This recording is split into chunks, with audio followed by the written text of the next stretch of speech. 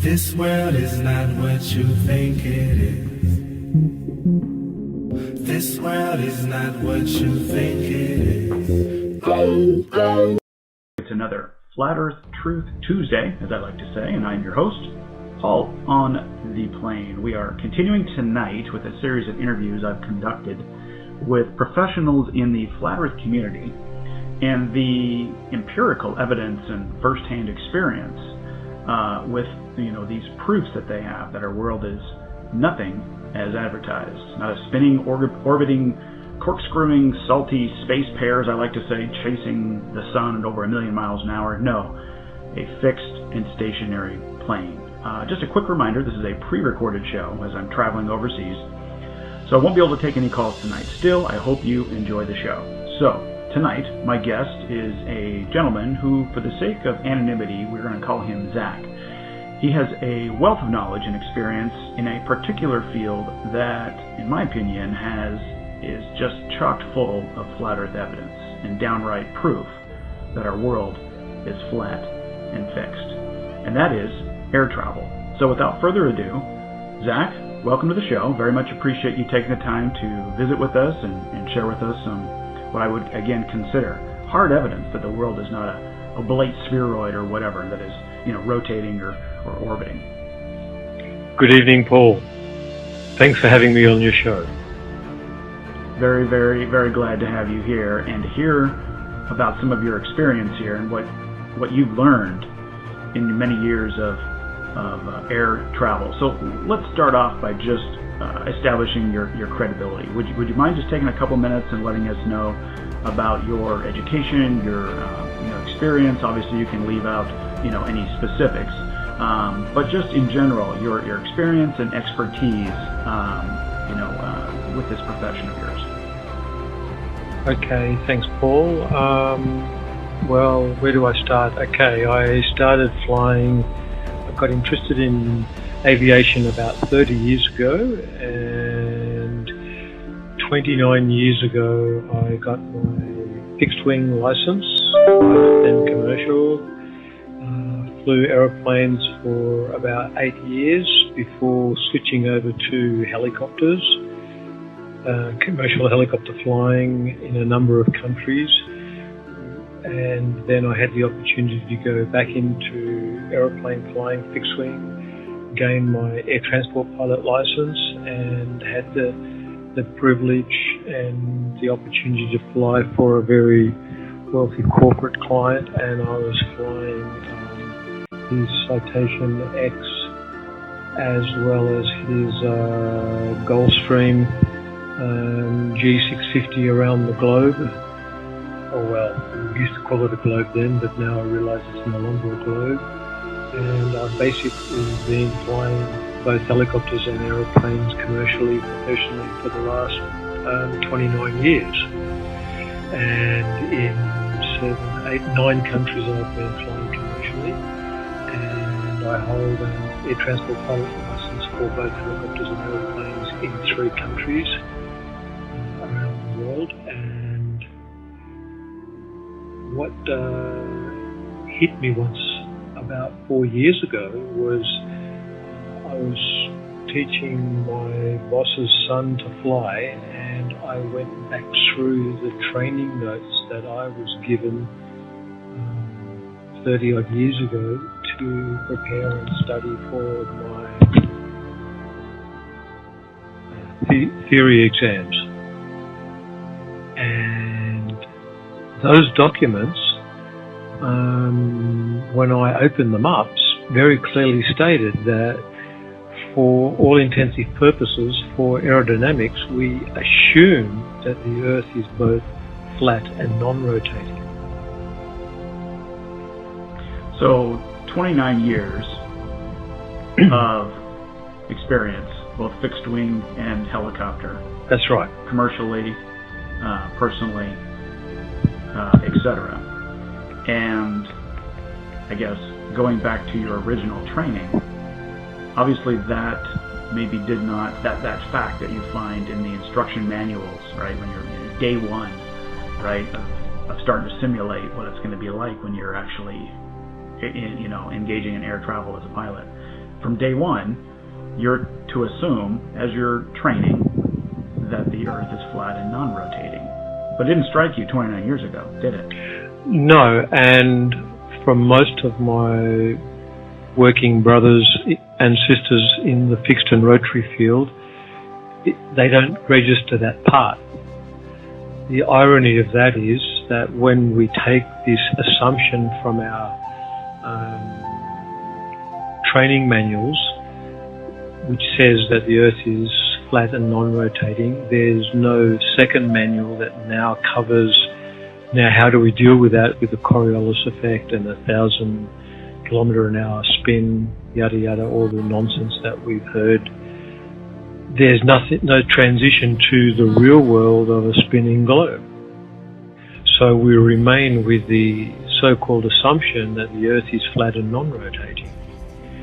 And when I'm planning a flight from one side of Earth, from whether it be from Brisbane, Australia to New York in the States, I don't make any plans for the adjusting of the additional radius of the Earth, and when I'm flying at 35, 40,000 feet. And if you look on a ball, the straight line between Sydney to New York, we'd almost be, or Brisbane to New York, we'd almost be overflying Hawaii. And yet, ironically, when I punch in the coordinates and I put in a flight plan for that flight to New York, we fly over Alaska, which would entail a massive dogleg, and I want to fly the shortest distance possible. I'm curious now, and we all, I think, see this, you know, and I've had family, well, first of all, I've flown overseas, and you fly north to, you know, they show you that you're flying north to then go back south. For example, as of the airing of this show, I'm in Ireland, and I traveled from the U.S. of A. to Ireland, and same thing. Not as probably as drastic of a curve, you know, up north and down as you would going from Australia to the United States. You would have You probably would have gone through Greenland then, which again puts a big dogleg in your flight. It does put a big dogleg in there, but again, you lay it out on a even just an azimuthal equidistant map, which is a flattening of the globe, and it works out perfectly. So I want to get to that experience that you've had, you know, even flying over Alaska, because that in of itself, I guess, if I were to take, this is what I'm thinking just as you're talking then, so you've got this huge dogleg, if you will, on the globe. If you were to then take that dogleg out and straighten it out, how many more miles would that line be, that distance, than if you were to just go on a globe and draw a straight line again from Brisbane to, you know, your destination in the U.S.? How many fewer miles would that be, you know, on the globe map? And I bet you there's a big difference. That's a very good question, and I haven't done that. However, I've done many flights between Sydney and Perth back to Sydney, and it's approximately a 3,000 kilometre distance. Our Gulfstream flies at approximately 1,000 kilometres an hour, 960, 980 kilometres an hour. So it's a 3-hour flight. Now, if you were to calculate in the 8 inches per square mile that we're supposed to be having, it would roughly add around 900 kilometres to that sector. So... Oh, I see what you mean. The extra distance, because you're not flying over a flat plane. Or that's right. Assuming, you know, we're told we're not flying over a flat plane, so you've got more distance to go around a sphere. That's correct. But you don't plan for that in your flight plan. Never have. And the amount of fuel that you need, even adjusting for going into the wind or with the wind, and so those sort of things, which obviously are going to affect your fuel consumption or your mileage, right? Absolutely. And we have the jet streams, so that flying in one direction is always slower than another direction because the jet streams are pretty much the same speed and direction throughout the year. The speed changes somewhat. The jet streams come down and increase in certain parts of the year. However, they're always going at the same speed. In the same direction. So it's always slower to fly from east to west than it is from west to east. Nothing to do with the Coriolis effect. That's just the ground speed related to the prevailing winds. But the higher you would fly, you are adding additional radius to a ball if you were flying around a ball. And our Gulfstream only flies at around 1,000 kilometres an hour, so we can't fly fast enough to cover that distance in 3 hours. So how do we cover that extra distance?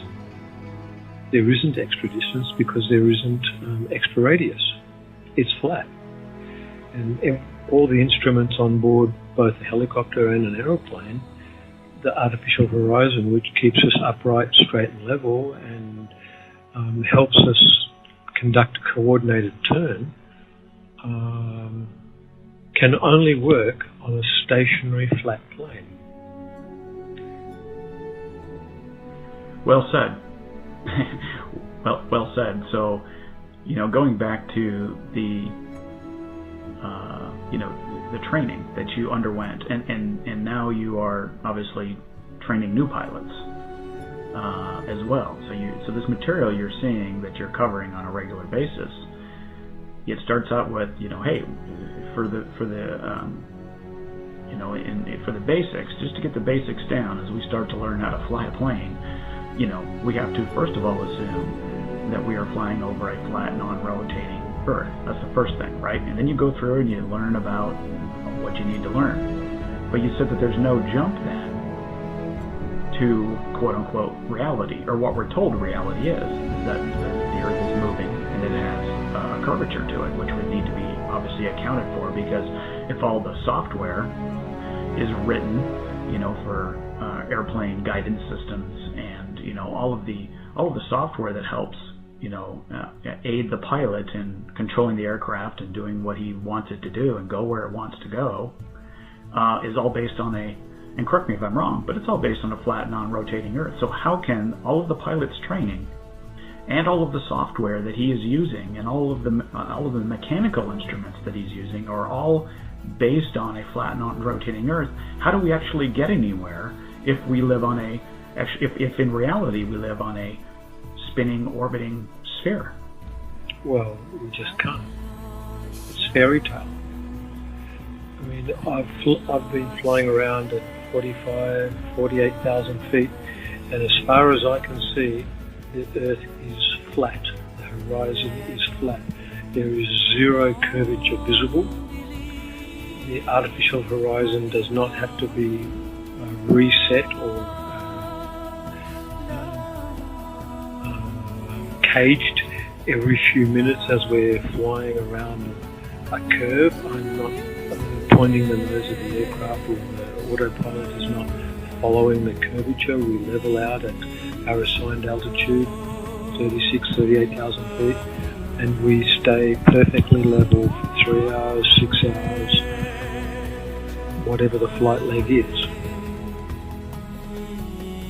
We're speaking with Zach, 29 years as a pilot, both fixed wing and rotary.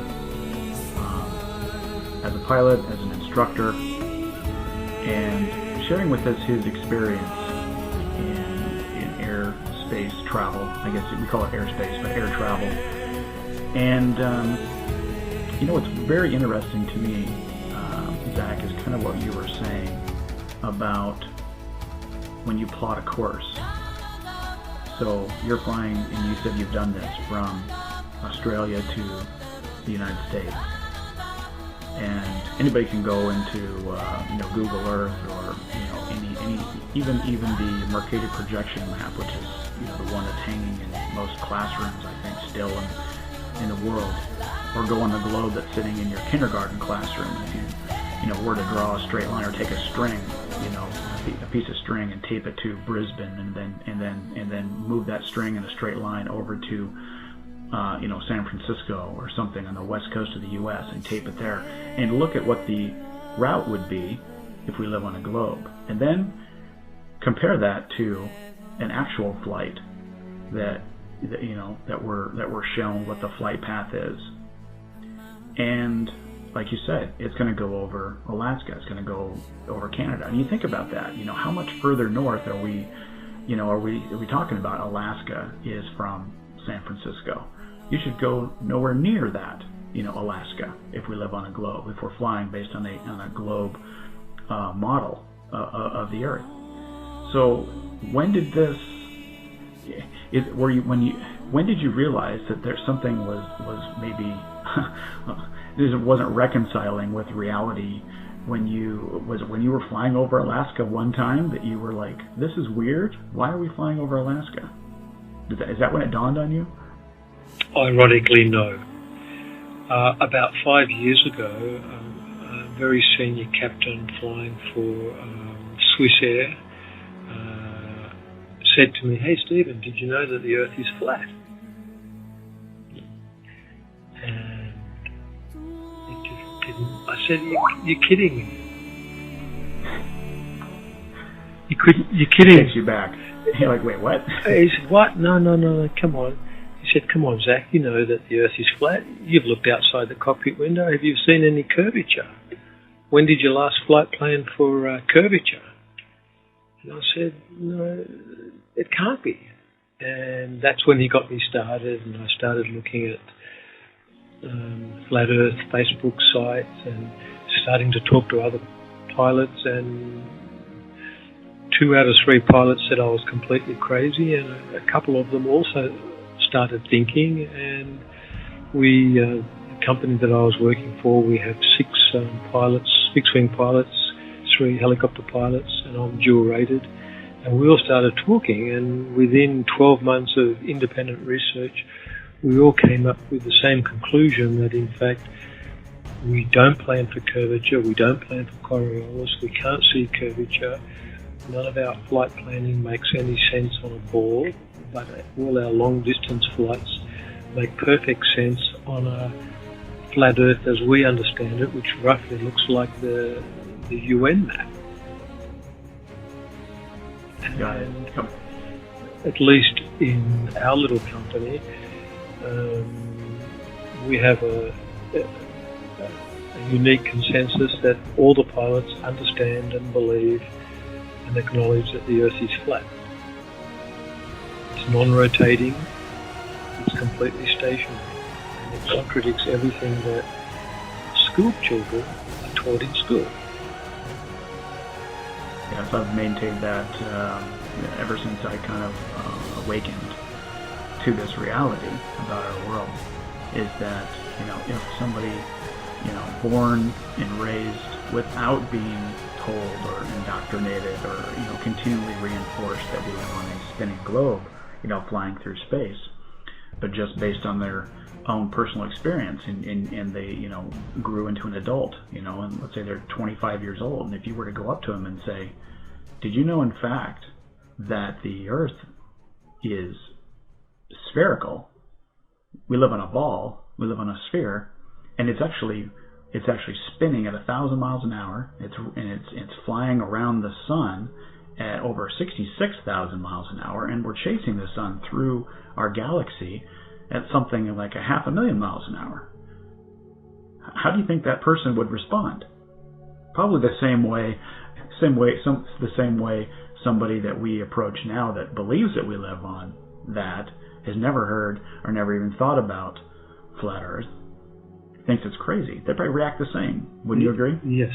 I mean, that is complete, utter nonsense. I mean, if you live in the northern or the southern hemisphere, if you take a extended open shutter picture of the stars, they're circling above us. They continue circling around the Polaris, and that has not changed its position for thousands of years. the Aztecs, the Mayans, the Hindus recorded the positioning of the stars, which has not moved at all. And had they been moving, then a sextant and none of our astronomy would work the way we understand it, because we would be seeing different stars flying, whizzing past us constantly.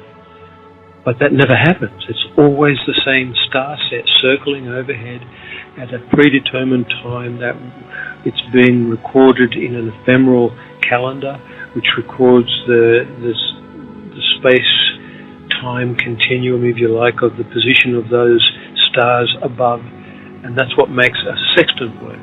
And that's why ancient seafarers could navigate very accurately across our Earth plane, across the oceans, with a sextant, because these star patterns have a unique pattern that is replicated day in, day out. It is recorded from ancient history, and even into the future will remain the same. Exactly. Good stuff. I was curious. We've only got a couple minutes left before we need to take a break. But in the few minutes before the break, how do you respond? You said 2 out of 3 pilots are gonna, kind of reject this. Their indoctrination, in my opinion, is so strong that they're going to reject it, maybe without any investigation, which is proof of the indoctrination. But when you would approach them and say, or when they would approach you and say, I'm assuming this is a comeback that you would see, is that, well, the reason we don't have to train for a spherical moving Earth is because the plane's guidance systems, the navigation, the navigation system, it takes care of all of that for us. I don't have to worry about that. That's all taken care of by gravity and by the software. How do you respond to that? Well, I simply explained to them that your initial training manuals told you that the Earth is flat and stationary, and all flight planning must be based on a flat, non-rotating Earth. So when does it become reality and we have to start factoring in the Coriolis? Are you aware that the artificial horizon can only work on a stationary flat plane? And when you're flying around at 30, 40,000 feet, have you seen any curved horizon? The answer to that is... Only if you're looking through curved windows, I guess. That's right. And there are some planes... Yes, there certainly are some passenger planes that, with pressurization, changing of altitudes, the window does flex and give an appearance of curvature. Yeah, that's one thing I've noticed, and it makes perfect sense. When you're sitting on the ground, obviously the cockpit, the cabin and the outside air will be of equal pressure. The door's open, people are going in and out, and they close the door, and they obviously start to pressurize the cabin to allow, to keep you comfortable when they get up to, 35,000 feet or so. But at that point, you have to think about it. There's a lower pressure outside and a higher pressure inside in the cabin, and that's going to, anything that's flexible in any way is going to, and I'm sure the plane probably, the cabin itself is probably flexing at some level. There is a little bit of expansion there, probably very minute because of the strong material that it's built out of, but the windows are also flexible, made of plexiglass or whatever that material is, and you've got a pressurized cabin. Those will tend to, logically, reasonably, will tend to maybe bulge out a little bit, very, very exactly, very small. But that in of itself, you are looking through a curved piece of material, and that's going to distort the light that's coming in through that window. Yes. At some level, and it could make it appear. So I think a lot of people will say, "Oh, I've seen the curve at 35,000 feet." Well, it's because you're looking potentially, you're looking through a curved piece of material that would give you that effect. I think it's important to talk to pilots who have maybe a 180-degree view, because they've got flat windows and they've got the cockpit. They can see left all the way to the right, so they can see a 180-degree view, a much different view as a passenger, I'm assuming, and you would definitely be able to optically see curvature at that point, and it sounds like you don't. Well, that's exactly right.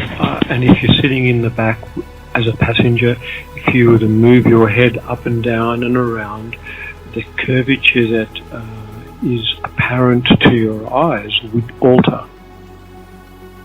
And curvature, if there was curvature out there, would remain fixed.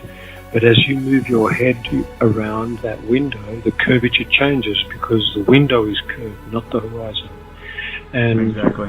And that is, next time you're traveling as a passenger, is to, if you're sitting by the window, is you can, move up, move down, move left and right, and you're going to see that what you're looking at is going to be changing. Is that right? That's correct. Except in the up front in the cockpit. In the cockpit we have around 210 degrees of view, and there is no distortion built into the cockpit windows. I mean, if you're making a visual approach to a runway, you need to see it for real, not a distorted image of what that runway looks like. So for safety and accuracy in flying, we can't have distorted windows in the cockpit like the passengers often do. So the windows are not concave or convex in any way, shape, or form in the cockpit. And you said you've been as high as 48,000 feet? I would assume, if the Earth were a ball of a circumference of 24,901 miles, when you get to that altitude, which is another 2 miles or so above where we would even travel as at where most commercial airlines travel, a mile or two higher than that, and still no optical evidence of curvature. Zero. When you're looking through a flat window. Absolutely zero, Paul.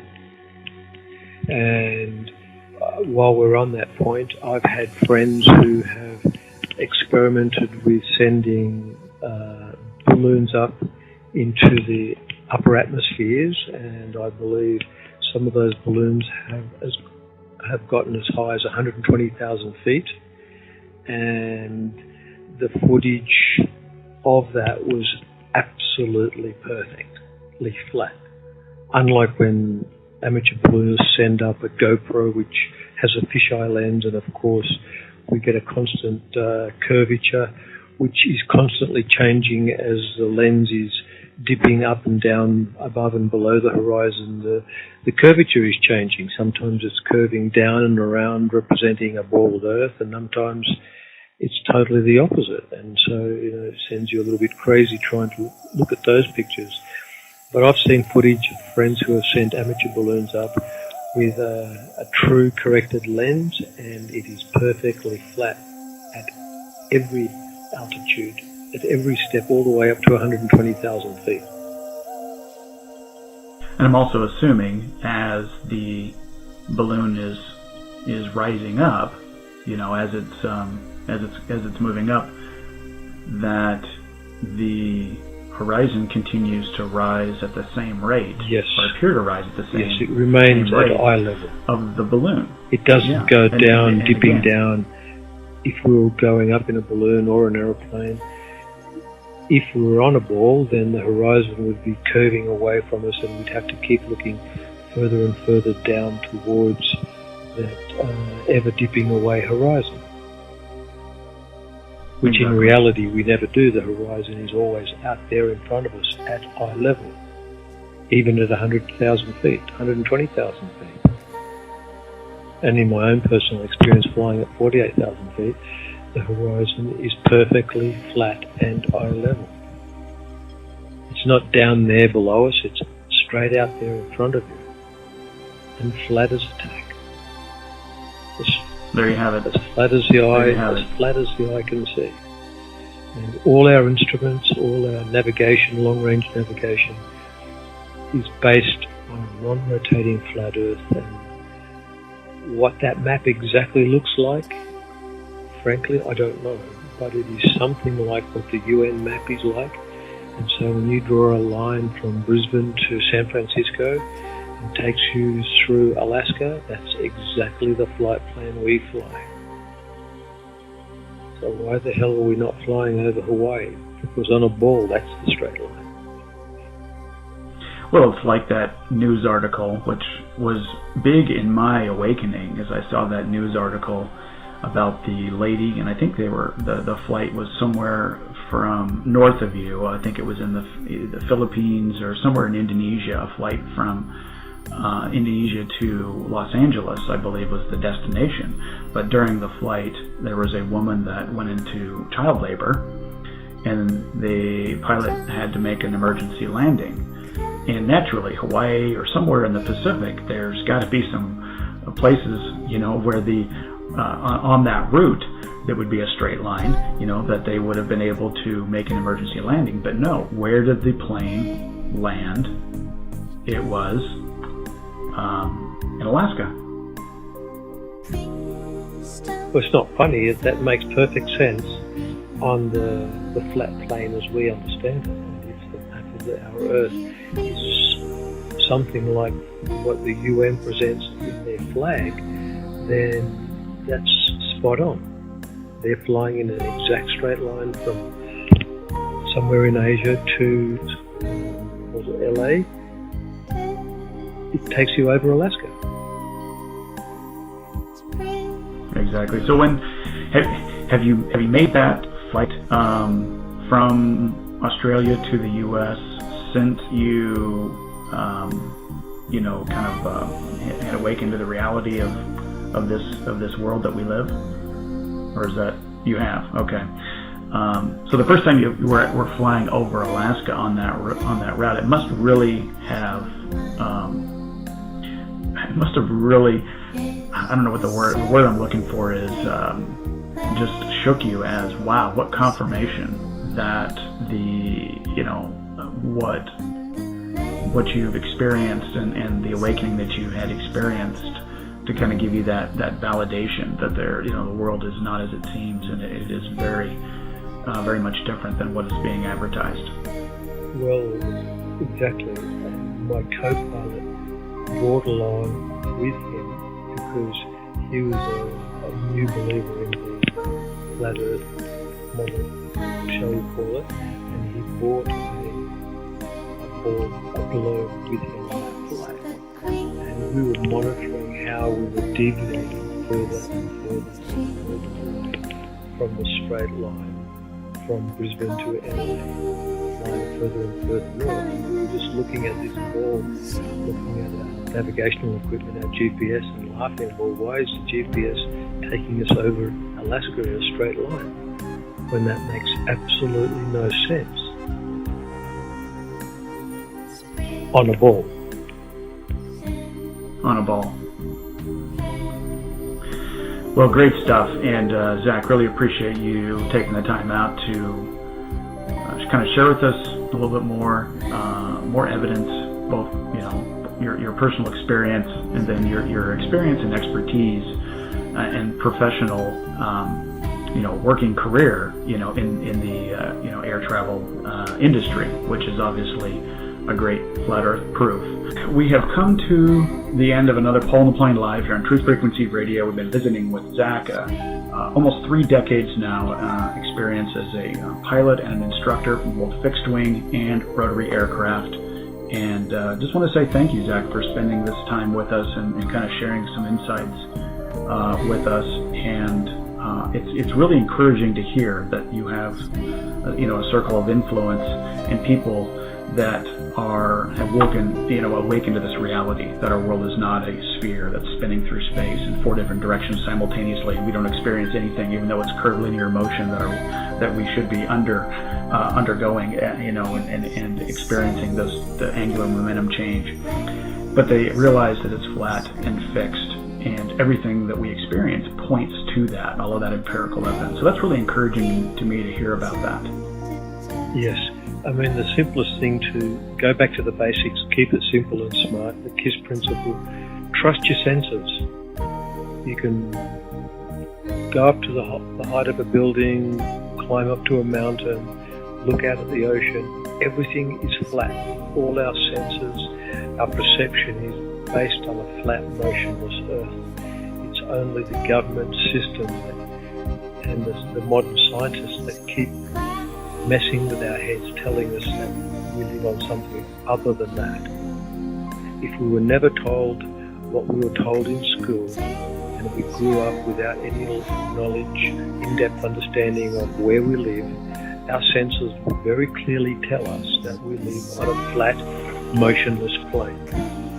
We don't experience any motion, we don't observe any motion, and we don't see any curvature at all. And I think the last thing I'd like to just quickly throw in that every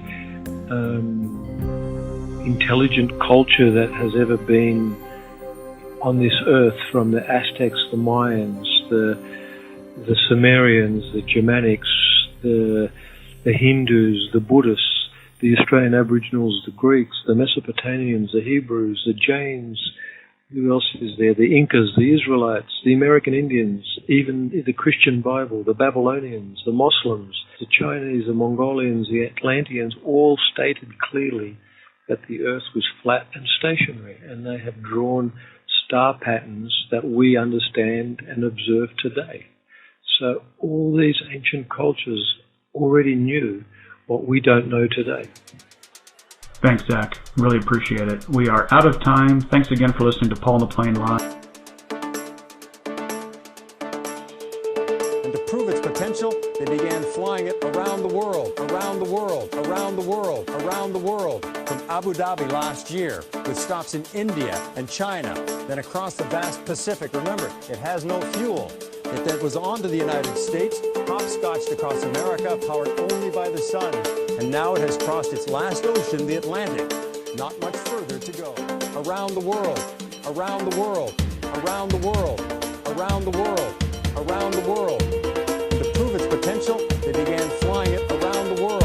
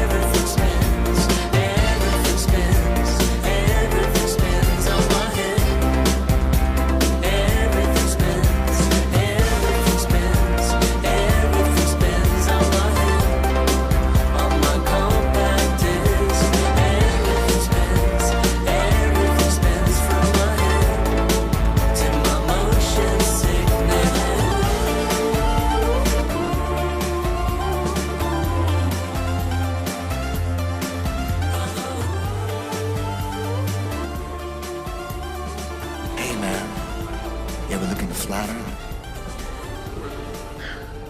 Wake up. Wake up, wake up, wake up. This world is not what you think it is. This world is not what you think it is.